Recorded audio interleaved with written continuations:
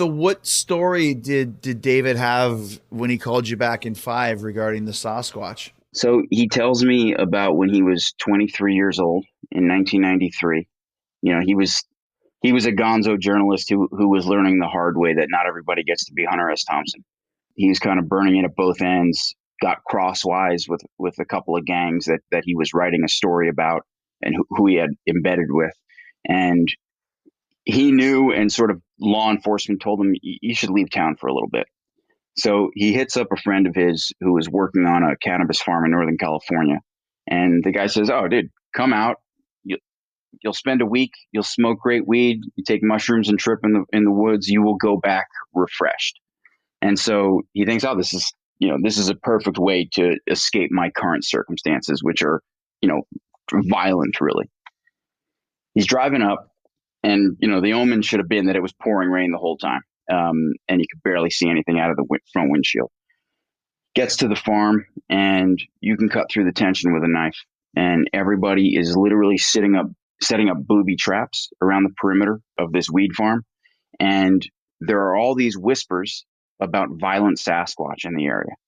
And he hasn't even gotten high yet, and he's just wondering what is going on here.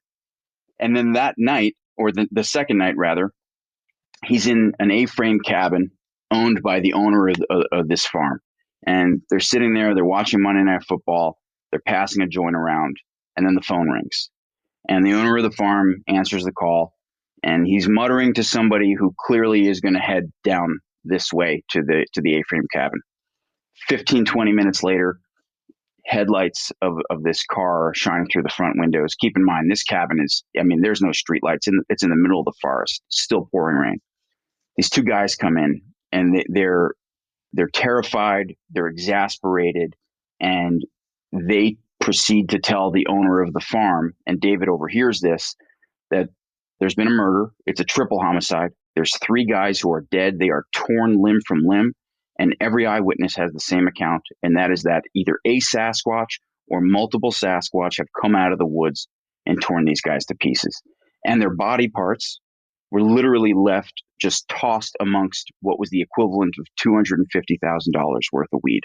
So it's not like a human did this and left the money behind, Right. And so that was the story. And the second he said that, of course, I was in. It was the craziest thing I'd ever heard.